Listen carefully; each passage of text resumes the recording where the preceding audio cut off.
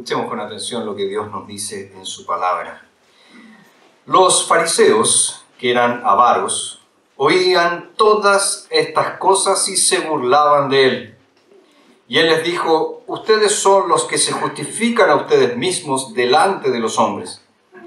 Pero Dios conoce el corazón de ustedes, porque lo que entre los hombres es sublime, delante de Dios es abominación. La ley y los profetas fueron hasta Juan. A partir de entonces son anunciadas las buenas noticias del reino de Dios y todos se esfuerzan por entrar en él. Lo más fácil es que pasen el cielo y la tierra, que se caiga una tilde de la ley. Cualquiera que se divorcia de su mujer y se casa con otra comete adulterio. El que se casa con la divorciada por su marido comete adulterio. Oremos. Señor, en esta mañana, donde nos reunimos a adorar tu santo nombre, donde recibimos esta santa convocatoria, a que como tu pueblo vengamos delante de ti, para decirte cuán grande eres, para expresar nuestra profunda gratitud por la salvación que nos has otorgado, y también, principalmente, para escuchar tu voz. Señor, si hay algo que nos cuesta, es oír. Siempre queremos hablar, siempre queremos dar una opinión. Incluso cuando decimos que estamos oyendo, en realidad estamos buscando algo para contradecir, para criticar. Pero tú nos dices hoy que guardemos silencio delante de ti, porque tú estás hablando en tu palabra. Y necesitamos tener este sentido tan claro de la presencia de Dios en nuestro medio, que el predicador desaparezca, que podamos entender que eres tú, Señor, hablando con nosotros. Padre, te necesitamos de tu Santo Espíritu. Haz de nuestro corazón tierra fértil, donde tu palabra pueda ser sembrada y donde tu palabra pueda dar fruto. Lo pedimos en el nombre de Jesús. Amén. La semana pasada vimos en el sermón que nuestro corazón fue diseñado por Dios de tal manera que solo podemos tener un amor principal: o Dios o las riquezas o las posesiones materiales. Ahora, ciertamente existen muchas cosas que nosotros amamos, pero solo una de ellas, dice el Señor, puede tener el control. Solo una de ellas puede tener el poder controlador. Porque nuestros corazones fueron hechos por Dios, diseñados por Dios, solo para servir a un Señor. Verso 13 del capítulo 16. Ningún siervo puede servir a dos señores, porque aborrecerá al uno y amará al otro, o se dedicará al uno y menospreciará al otro. No pueden servir a Dios y a las riquezas. Fuimos diseñados, fuimos hechos por Dios para que solamente un amor dominante nos controle. Ahora, cuando vemos la realidad, cuando vemos nuestras propias vidas, cuando nos miramos sinceramente delante del espejo, nos damos cuenta que hay una contradicción en nosotros. Que decimos por un lado amar a Dios, pero hay otras cosas que también amo, que compiten con mi amor por Dios. ¿Por qué crees que a veces, a pesar de ser cristiano, te sientes tan infeliz? Como pastor me toca conversar con muchas personas, cristianas y no cristianas, y es casi recurrente el hecho de que muchos cristianos dicen que son muy infelices a veces. Bueno, ¿no será que estás tan apegado a las cosas de este mundo que eso te impide encontrar plena satisfacción en Dios? El problema de muchos de nosotros es que amamos tanto a Dios que no podemos estar satisfechos con el mundo. El mundo no nos satisface porque amamos a Dios. Pero por otro lado, o al mismo tiempo, amamos tanto a las cosas del mundo que no podemos tener plena satisfacción en Dios. Vivimos en una dicotomía, en un dualismo agotador. Ahora el texto nos muestra que los fariseos eran así. Ellos vivían en este dualismo. Hacían muchas cosas para Dios. Estaban llenos de actividades para Dios. Pero sus corazones, nos dice Jesús, amaban mucho más el dinero.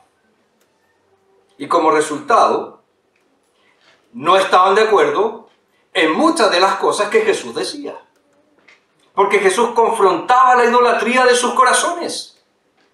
Ahora fíjense lo que Lucas ha estado haciendo ya desde inicios del capítulo 15 de su Evangelio. Primero nos muestra palabras de Jesús hacia los religiosos, hacia aquellos que creen que son buenos, seguramente como muchos de nosotros, que creemos que somos buenos. Y maquillamos eso y decimos, es que es el Señor.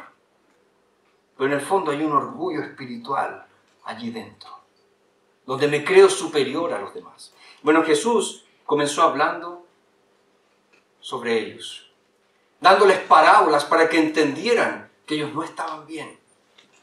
Pero después Jesús cambió sus oyentes y empezó a hablar a los publicanos, a aquellos que amaban el dinero, a aquellos que trabajaban en recolectar tributos y se guardaban su parte.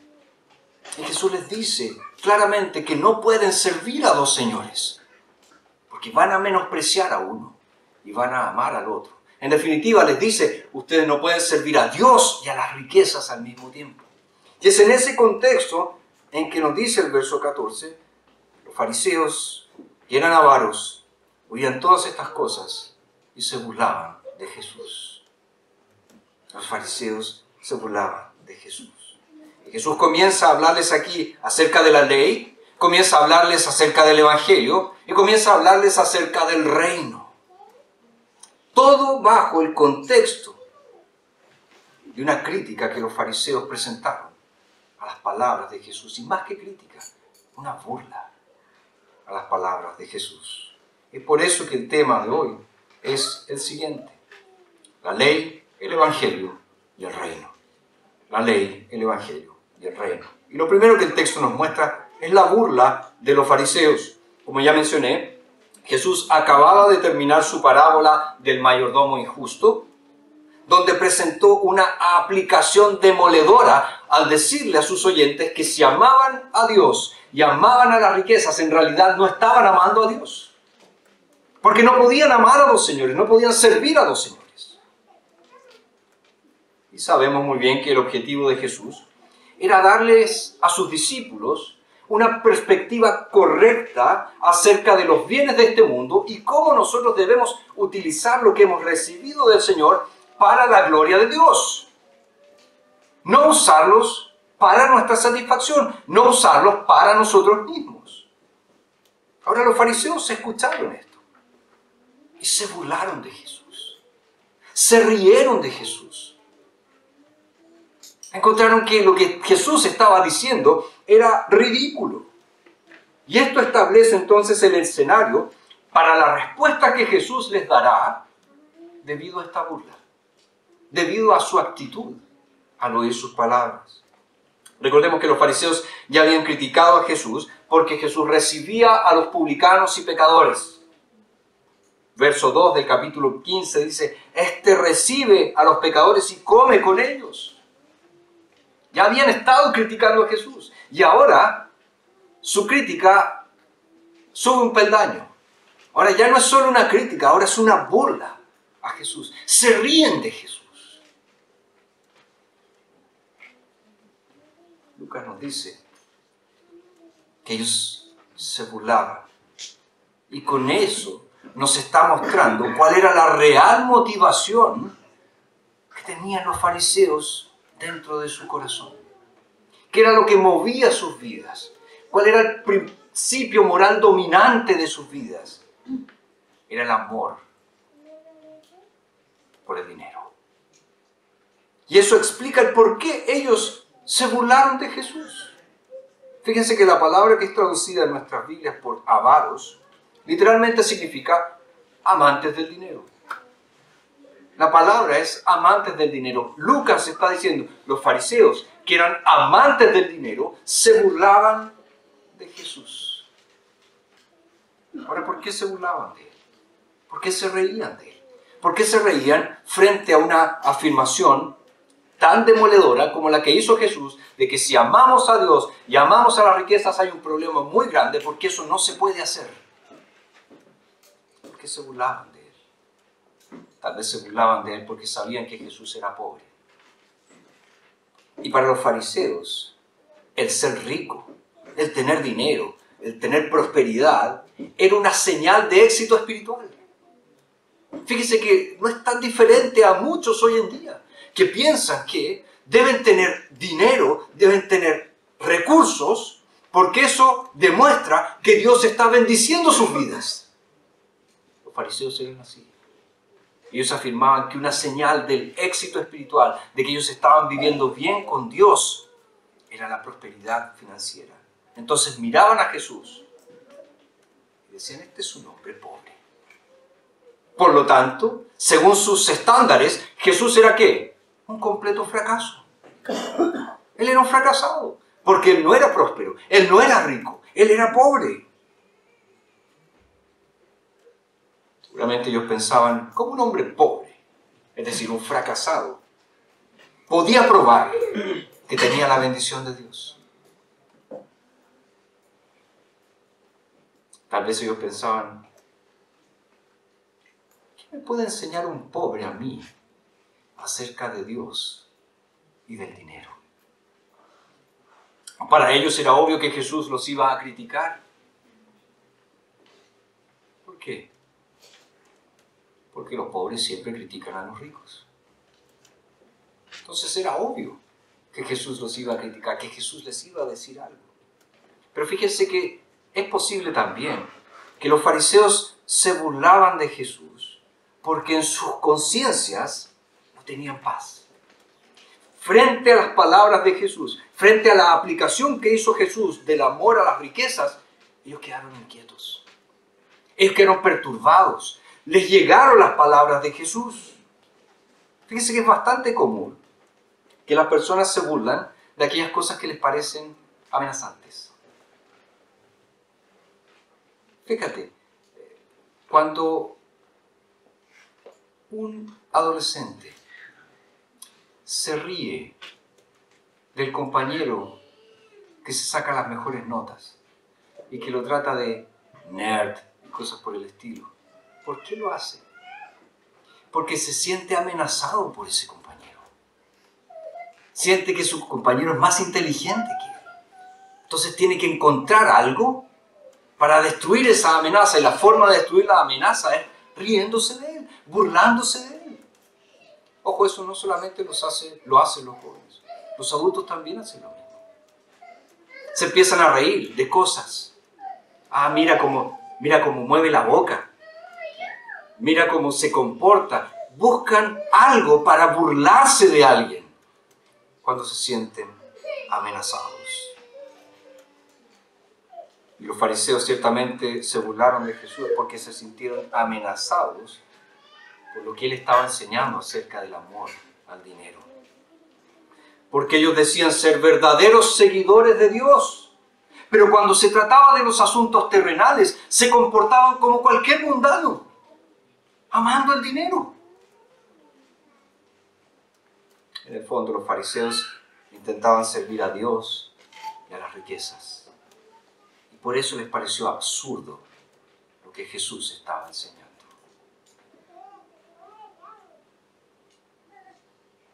¿Te parece absurdo cuando Jesús te enseña cómo tienes que administrar tus bienes?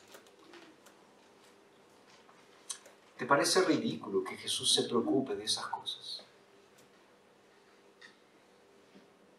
¿Amas el dinero? No, nunca he amado el dinero. ¿Seguro? ¿Segura? ¿Qué cosas haces para obtener más y más dinero? ¿Por qué estás tan desesperado por querer más y más dinero? Es que tengo que cuidar de mi familia. Es que tengo que sustentarme. Esas son las verdaderas motivaciones. O la verdadera motivación es que amas la supuesta seguridad que te da el dinero. Y fíjense que eso no solamente se aplica a los trabajos seculares, en el ministerio también. ¿Cuántos ministros aman el dinero? Y explotan a sus congregaciones para obtener más dinero. Y siempre andan llorando de que no tienen plata. Entonces andan pidiendo plata a todo el mundo. Pero se dan sus gustitos.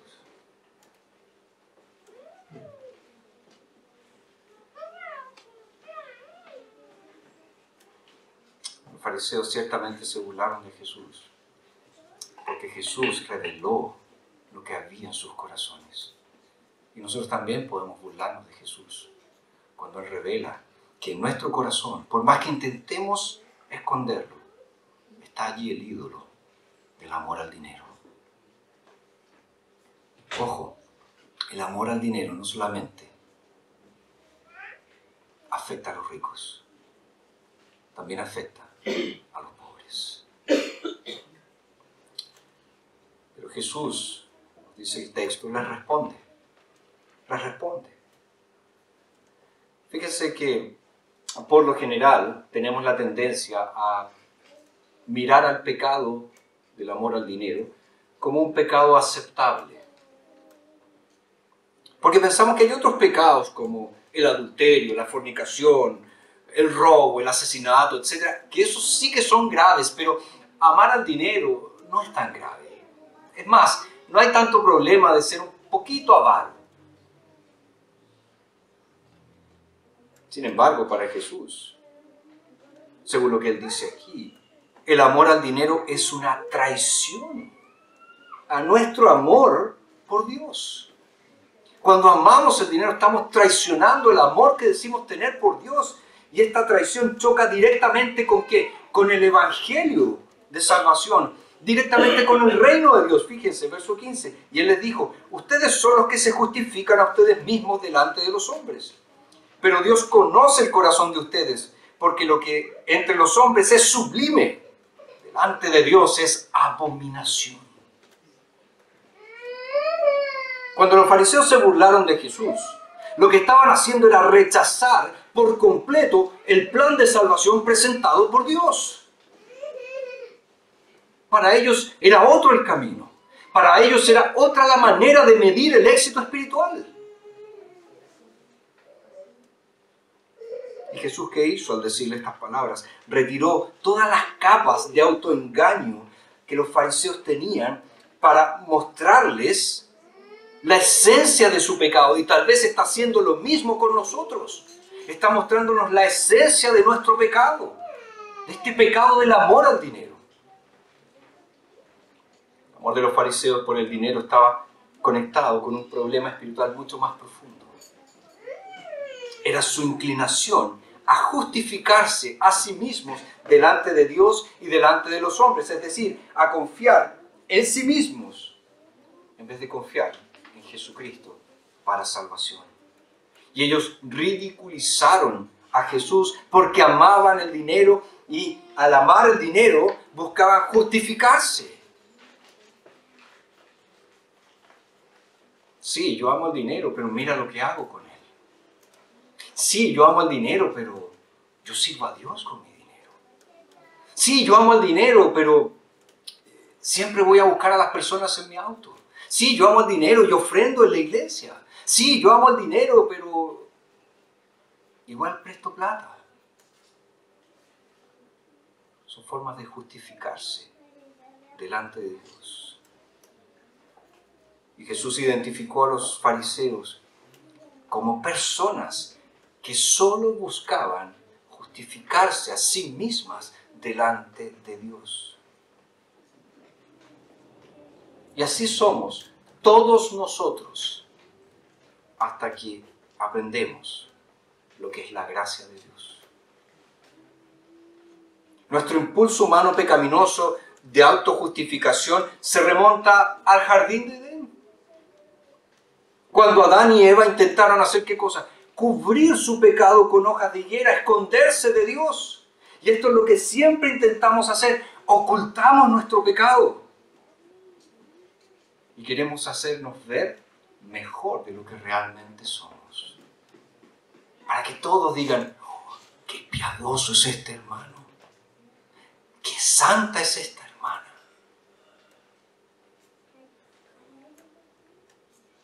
Como hemos mencionado, una forma en que los fariseos intentaron justificarse a sí mismos delante de Dios era mediante su prosperidad financiera como una confirmación de su éxito espiritual.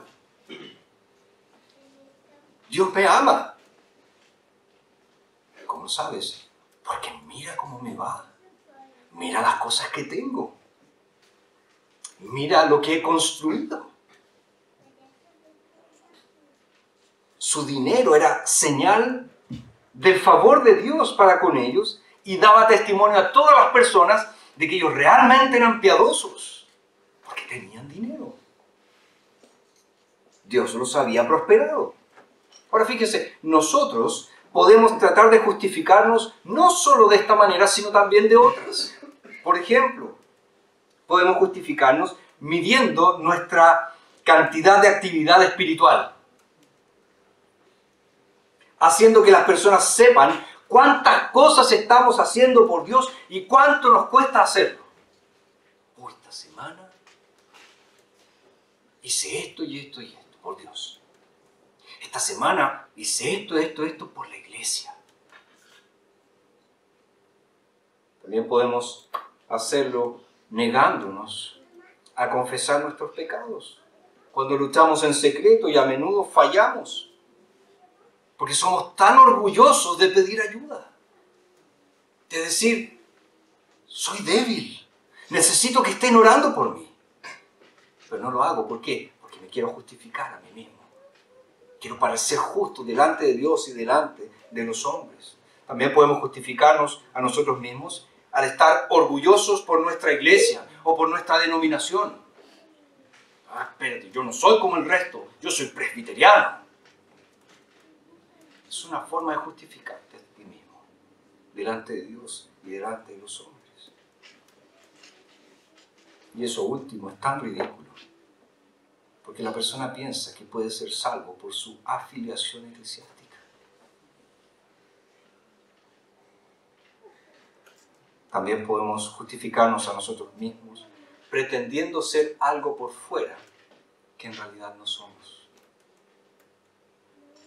Saludando amablemente a las personas, pero por dentro estoy pensando, mira este otro, guardando resentimientos. Ahora fíjense qué diferente es todo esto de la verdadera forma de ser justificado ante Dios. Lo que Jesús dijo a los fariseos se aplica a nosotros. Dios sabe lo que realmente hay en nuestro corazón. Nosotros podemos engañar a las personas. Súper bien. Pero a Dios jamás podremos engañar. Dios sabe aquellas cosas que hacemos en secreto. Dios sabe de nuestras maquinaciones en secreto. Él sabe qué actos de rebelión espiritual hemos cometido esta semana. Porque aquí todos parecemos blancas palomitas. Pero Dios sabe muy bien cómo hemos pecado durante esta semana. Las cosas que hemos hecho, que deshonran su gloria durante esta semana. Es más, las cosas que estoy haciendo en este preciso instante que deshonran la gloria de Dios. Dios sabe qué pecados hemos estado deseando cometer y que los cometeríamos si solo tuviéramos la oportunidad de que nadie nos pillara.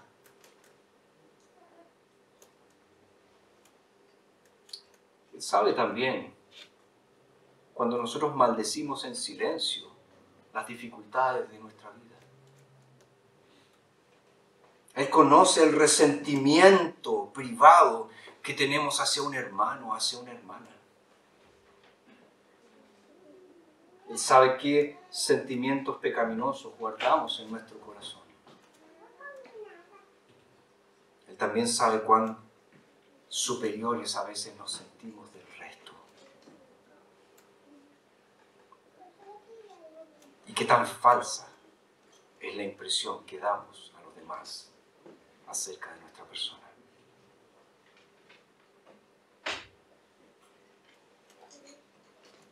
Pero la pregunta más importante no es qué piensan los demás,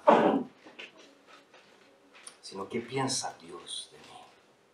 Si Él conoce mi corazón, si Él sabe aquellas cosas que yo puedo ocultarle a las personas, pero delante de Él están todas abiertas, ¿qué es lo que piensa Dios de mí? La realidad es que Él tiene una forma completamente diferente de ver las cosas. El Señor tiene un estándar mucho más alto que el nuestro. De hecho, lo que Dios cree que es loable, que es elogiable, es completamente contrario a lo que nosotros creemos que es elogiable. Por eso dice el verso 15. Porque lo que entre los hombres es sublime, delante de Dios es abominación. Aquellas cosas por las cuales nosotros celebramos, Dios dice, eso es una abominación delante de mí. Fíjense, qué cosa tan impactante es esta. Lo que las personas pecaminosas alaban merece la condenación divina. Ustedes han visto en las noticias cómo se hacen caminatas, manifestaciones, alabando el que se obtuvieron ciertas leyes. Se aprobó el matrimonio homosexual.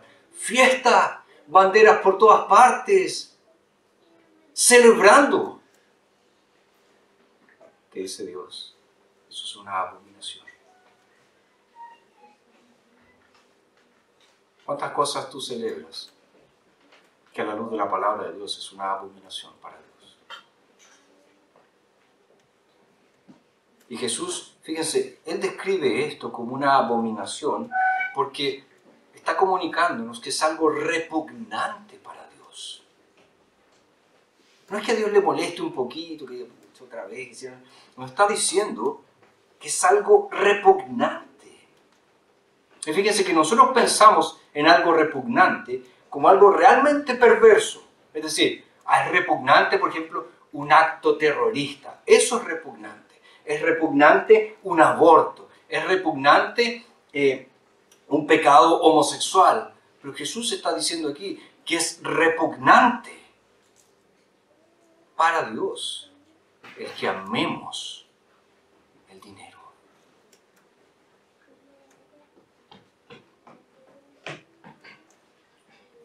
El texto nos dice que no hay algo más desagradable para Dios que personas que dicen seguir a Dios y que gastan su dinero en solo aquello que a ellos les interesa, que a ellos les gusta, que a ellos les complace.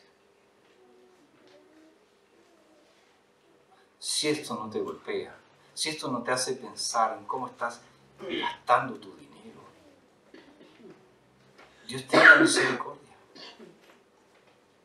Porque ¿cuántas veces gastamos nuestro dinero en nosotros? Y lo justificamos. Ojo, yo no estoy diciendo que no puedas gastar dinero en ti. Sí puedes hacerlo. Como dije la semana pasada, tienes responsabilidades con tu familia. Pero el punto está en lo que nos dice Jesús. Estas personas aman tanto el dinero que son incapaces de ver más allá de sí mismos. Todo es para ellos. Todo se trata de ellos. Aunque lo maquillen de la forma más bonita. Aunque parezcan ser filántropos. Pero todo es para ellos. Fíjese que por su propia naturaleza, este tipo de abominación solo se va a encontrar, ¿saben dónde? En la iglesia. No fuera de la iglesia, en la iglesia. Porque es en la iglesia donde las personas dicen que aman a Dios. También tristemente es en la iglesia donde muchos aman el dinero. Si todo lo que se necesita para ser culpable de un pecado abominable es amar un poquito el dinero, la gran pregunta que surge es, ¿hay esperanza para nosotros? ¿Qué esperanza tenemos de salvación? Y aquí Jesús nos lleva al único camino para estar bien con Dios. Fíjense que nuestra única esperanza es la buena noticia de la gracia de Dios.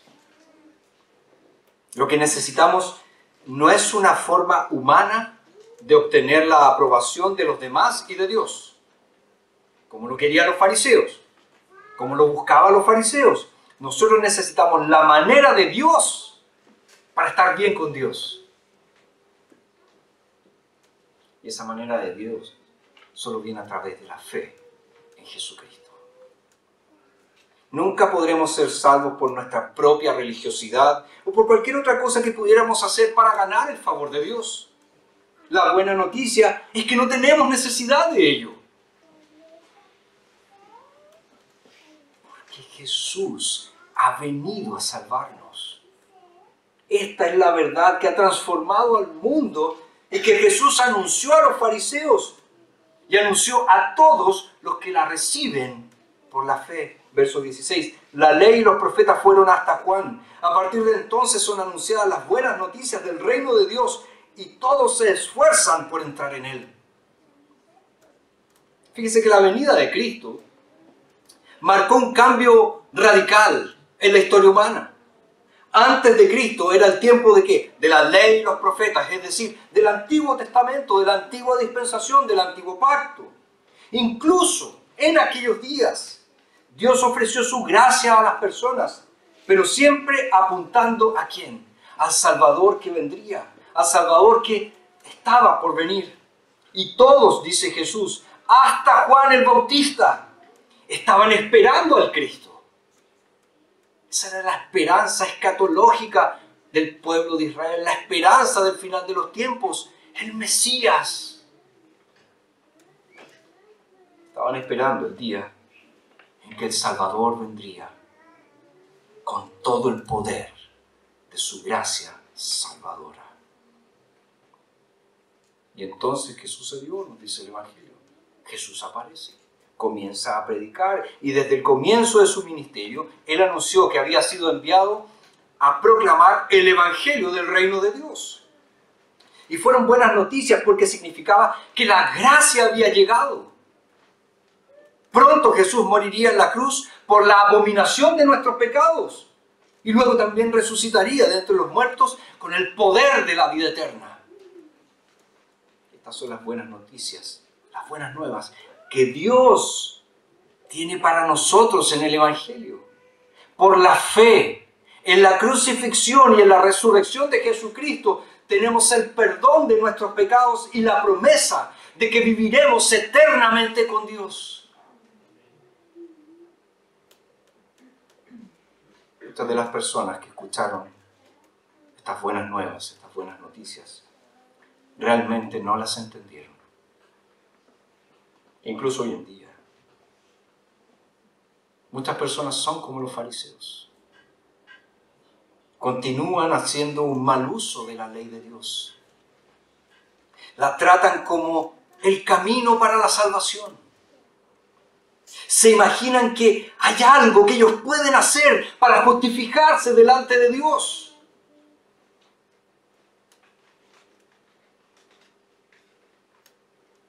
Pero este es el tiempo del Evangelio. Desde el día en que Jesús comenzó su ministerio terrenal hasta hoy, el reino de Dios ha sido predicado. Y esto significa que hay buenas nuevas para todos los pecadores que aman el dinero y que sus transgresiones son una abominación delante de Dios. No tenemos que ser salvos cumpliendo una ley que no podemos cumplir, sino simplemente confiando en la gracia que Jesús tiene para nosotros en el Evangelio. Así es como somos justificados, por la verdadera fe en Jesucristo. Juan Calvino dijo: un hombre será justificado por la fe cuando se aferra a la justicia de Cristo y aparece ante los ojos de Dios no como un pecador, sino como un justo. Aferrarse a la justicia de Dios en Cristo Jesús. Y Dios me verá como justo.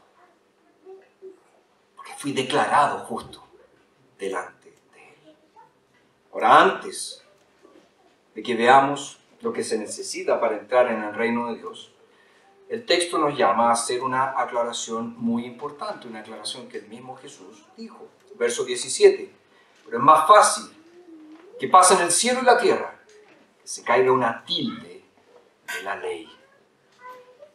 Jesús tuvo que decir esto porque cuando Él distinguió entre la ley y los profetas y el Evangelio, algunas personas podrían haber pensado lo siguiente: entonces todo el Antiguo Testamento ya no tiene aplicación para nosotros. La ley de Dios ya no tiene aplicación para nosotros. Porque Jesús está hablando de que hasta Juan era la ley y los profetas. Y ahora estamos hablando del Evangelio. Ya que el reino de la gracia había llegado, ¿qué necesidad tenemos de cumplir la ley? Y Jesús entonces hace una aclaración importante. ¿Y qué dice Jesús? Que la ley continuaría en vigencia hasta el fin del mundo. Jesús aceptó plenamente cada una de las escrituras del Antiguo Testamento como ¿qué? Como la palabra eterna de Dios. Y Jesús también aceptó la validez de la ley como una expresión perpetua ¿de qué? De la voluntad de Dios para su pueblo. La ley es eso para nosotros hoy. No un medio para ganarme el favor de Dios, no un medio para ganarme el amor de Dios, sino expresión de cómo Dios quiere que yo viva, ya que Él me salvó. Es la norma de vida para el cristiano. El carácter de Dios no cambia. Por lo tanto, su exigencia de santidad, de pureza, de honestidad, de integridad, jamás cambiará. Dios todavía quiere lo que siempre ha querido de nosotros: una vida totalmente santa, dedicada, consagrada para su gloria. Y para destacar este punto, Jesús procedió a dar un ejemplo de una ley bíblica que aún está en vigencia. Verso 18. Cualquiera que se divorcia de su mujer y se casa con otra comete adulterio. Y el que se casa con la divorciada por su marido comete adulterio. En otras palabras, está diciendo Jesús: el divorcio sigue siendo divorcio y el adulterio sigue siendo adulterio. No podemos hacer a un lado las leyes de Dios acerca del matrimonio, así como tampoco podemos hacer a un lado las leyes de Dios acerca de cualquier otra cosa. No podemos descartarlas, no podemos decir que ya no están vigentes, que ya no sirven. La intención de Dios es que los hombres y las mujeres permanezcamos en nuestra devoción a Cristo. Que cuando un hombre se case con una mujer, haga un pacto de por vida con ella. Lo mismo una mujer cuando se casa con un hombre. Por supuesto, la misma Escritura nos presenta ciertas circunstancias en las que el divorcio es bíblicamente permisible.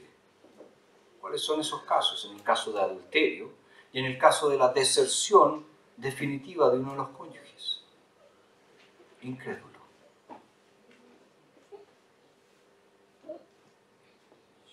Y Jesús dijo muy bien que esa ley permisiva había sido dada por Dios debido a que a la dureza de nuestro corazón.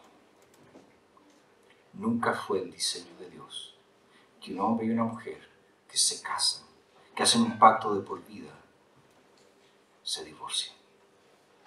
Nunca ha sido y nunca será el deseo de Dios. Jesús lo que quiere hacer aquí es promover la pureza de nuestra sexualidad y proteger la santidad del matrimonio.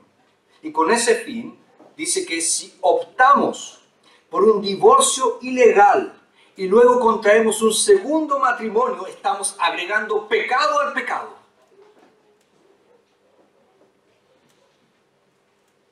Y este estatuto nos recuerda qué cosa: que el matrimonio es un pacto sagrado. Fíjense que la alta tasa de divorcios en nuestra cultura, e incluso dentro de la iglesia, tiene que producirle dolor a cualquiera que ama la ley de Dios, como seguramente le produce dolor al Señor Jesucristo. Ahora, ¿por qué Jesús habló aquí de divorcio? De todas las leyes que había en el Antiguo Testamento, ¿por qué Él escogió el divorcio? Probablemente porque era una de las leyes que los fariseos no cumplían. Un comentarista llamado Leon Morris, que señala: algunos fariseos eran muy permisivos, dejando que los hombres se divorciaran por los motivos más triviales. Así, Hillel, un experto exegeta hebreo, pensó que era suficiente. Miren la ridiculez de la causal de divorcio. Si una esposa echaba a perder la cena de su marido, si la mujer echaba a perder la cena del marido, si le ponía más sal, si le quedaba fría, era suficiente para que él pidiera el divorcio. Miren la ridiculez a lo que llegaron. Akiva, otro de los comentaristas conocidos, los judíos, llegaba tan lejos como para afirmar que el divorcio era permitido si el hombre encontraba a una mujer más bonita.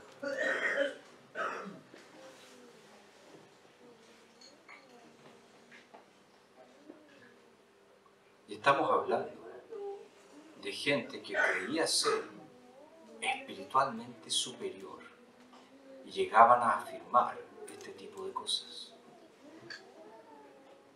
Ahora, no vayamos tan lejos, no seamos tan lapidarios con ellos. ¿Cuáles son las excusas que tú presentarías para divorciarte? Es que ella no me ama. Es que me trató mal. Es que en realidad tenemos problemas de compatibilidad de carácter.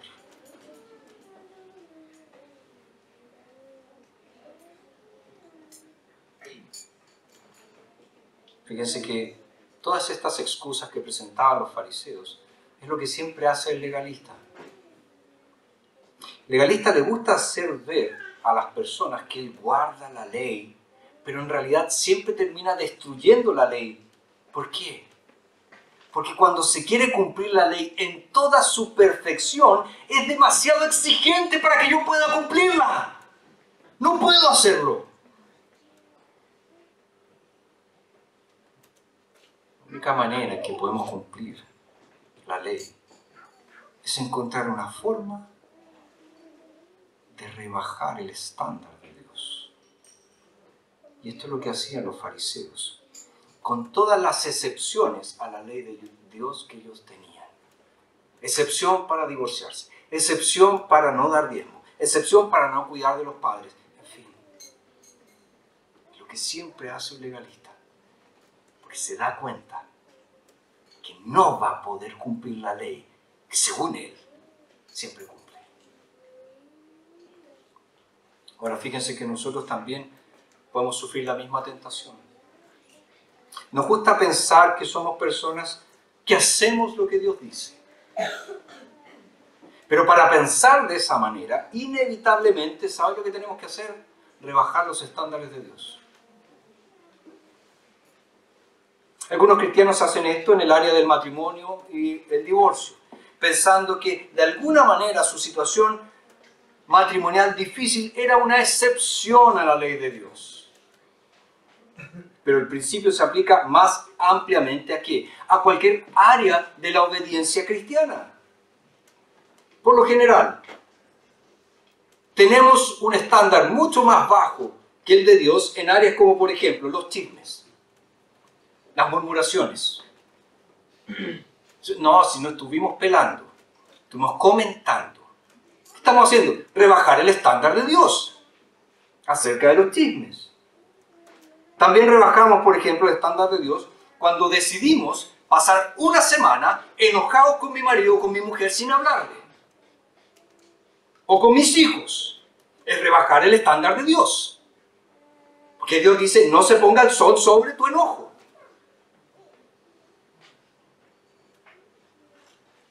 También lo rebajamos cuando se trata de mostrar compasión al pobre. Dice, pero depende del pobre. ¿O cuán pobre es?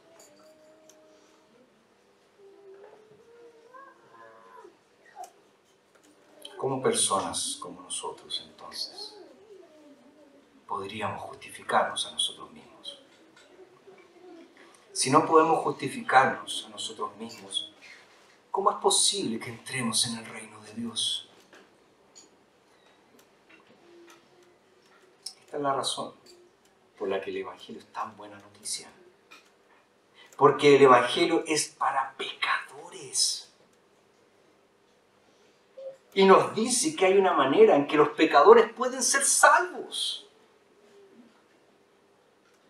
Así como es importante entender que la ley de Dios sigue siendo el estándar de Dios para nuestro comportamiento, aún más importante para nosotros es conocer la gracia que Dios tiene en el Evangelio para nosotros. Jesús le dijo a las personas que se estaban esforzando por entrar en el reino de Dios. Dice, a partir de entonces son anunciadas las buenas noticias del reino de Dios y todos se esfuerzan por entrar en él. ¿Qué significa esto? ¿Significa que yo por mis propias fuerzas puedo entrar en el reino de Dios? ¿Significa que incluso yo puedo ir en contra de la voluntad de Dios, que Él no me quiere dejar entrar, pero yo voy a entrar igual?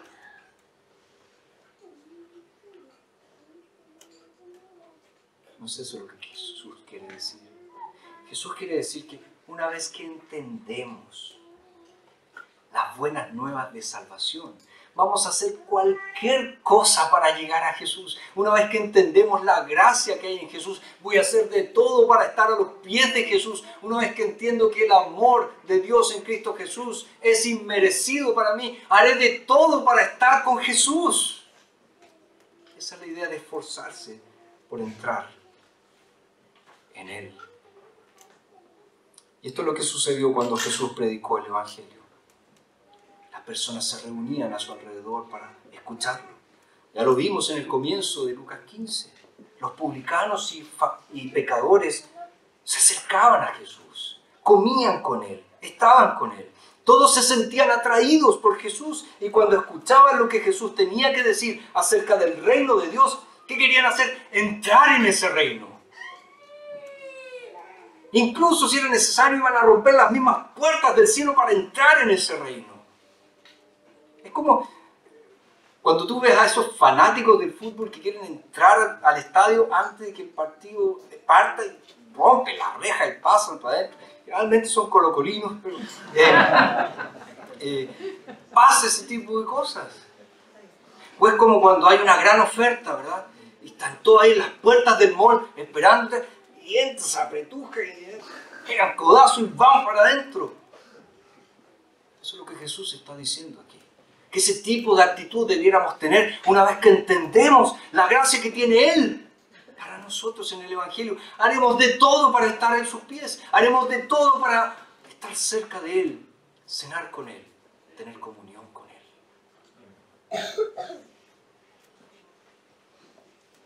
Dice que el pueblo de Dios había estado esperando al Mesías durante siglos.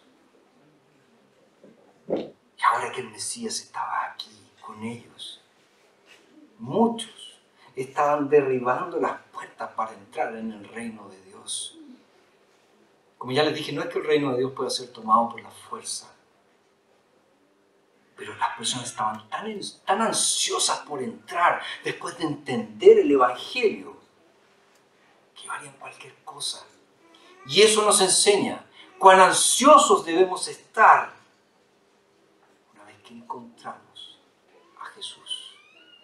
Ansiosos por estar con Él, ansiosos por tener comunión con Él, ansiosos por oír su voz, ansiosos para escuchar de su amor.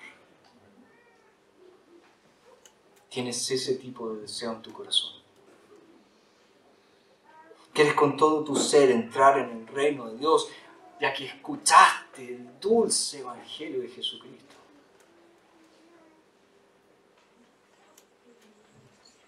Ya para concluir,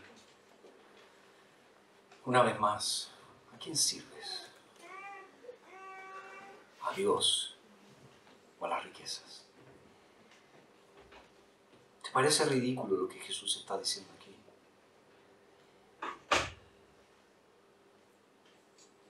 ¿Es Jesús el Señor de tu corazón o eres un esclavo del dinero? Siempre viendo la posibilidad de cómo puedes ganar más. Si nos burlamos de cualquier cosa que Jesús nos dice, si nos burlamos cuando Jesús nos dice de nuestro pecado, de nuestro orgullo, de nuestra situación, es porque en realidad nos sentimos amenazados por la veracidad de sus palabras. ¿Cómo intentas ser justificado delante de Dios? Por la forma como te comportas. Por las cosas que haces en la iglesia. Estoy metido en todos los ministerios de la iglesia. Es solo una manera de ser justificado y es por medio de la fe en Cristo Jesús. Y una vez que has entrado, y una vez que has entendido la manera que tiene Dios para justificarnos, ¿quieres a Jesús con todo tu ser? ¿Quieres a Cristo con todo tu corazón? ¿Es Él el amado de tu alma? ¿O hay alguien o algo más valioso? Amar a Cristo es más que decir que lo amamos. Es creer en Él, es servirle y es vivir todos los días para la gloria de Dios. Señor,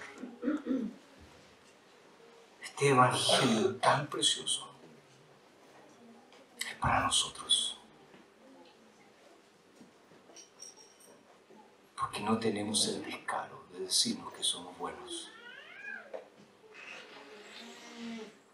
Padre, gracias porque un día el evangelio nos fue presentado. Y vimos a Jesús en toda su gloria. Y vimos a Jesús en toda su humillación al morir. También, Señor, gracias porque tu palabra hoy remece una vez más nuestra vida. Para hacernos ver cómo estamos.